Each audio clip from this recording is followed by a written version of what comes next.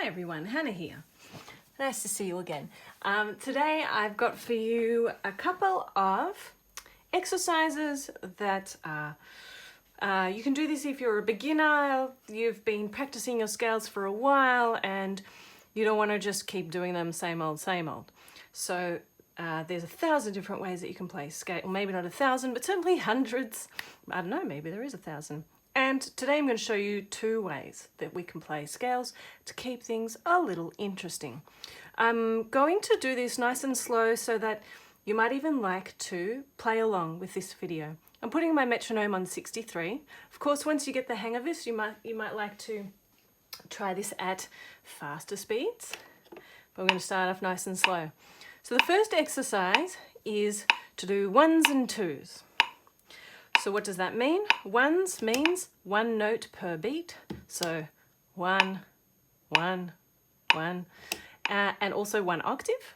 And 2s is 2 notes per beat. So 1, 2, 1, 2, 1, 2, and 2 octaves.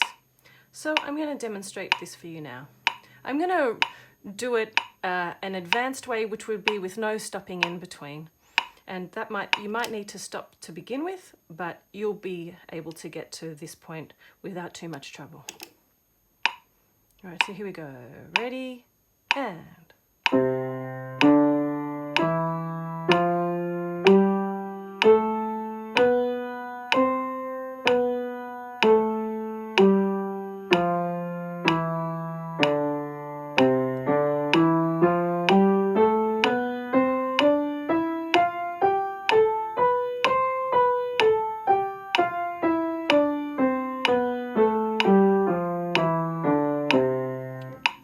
That's it, that's the first exercise. Of course, practice this hand separately first to begin with, before putting your hands together. And of course, I only did 1s and 2s, but you can go on. You can do 3s and 4s. 5s is very tricky. 6s is not so hard. 7 is easier than it sounds because you've got 1, 2, 3, 4, 5, 6, 7 notes per octave. Anyway, we're going to keep it simple, so I'm just going to move right along to the next thing. Once you're feeling really confident with this first exercise I have just shown you with the 1s and 2s, here's an exercise that Philip Johnston in his Scales Bootcamp book calls ratio twists. So the first ratio twist we're going to do is going to have right hand doing 2 notes per beat and 2 octaves, left hand 1 note per beat, 1 octave. Here's what that looks like. You always have to do these with the metronome. Ready, and...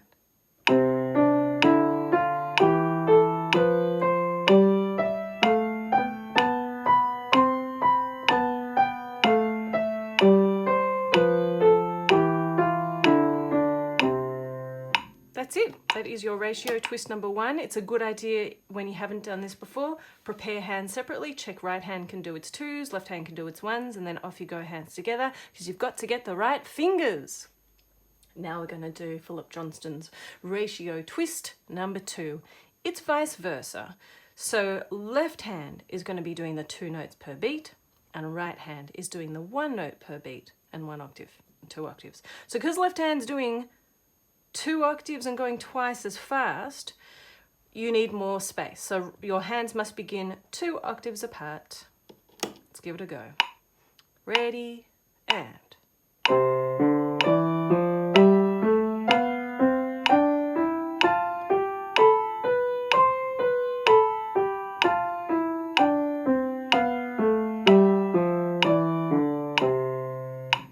So already there's so much you can do with just these simple exercises I've shown you. You can do them faster. You can do them with different keys. So have fun with those. One last thing I'm going to leave you with, just very simple. We're just going to clap on the offbeat. So if you think to yourself how we were just doing the 2s and we're going 1, 2, 1, 2, cha, cha, cha, cha, cha.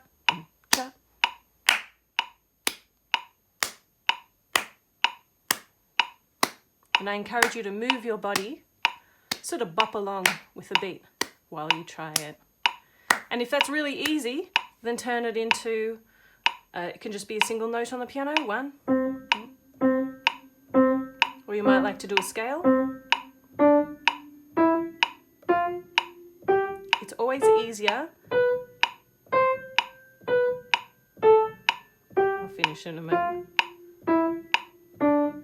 There we go. If you find this quite hard to play on the offbeat, then play short notes on the piano, staccato. If that's really easy, then go for legato. Ready, and 1.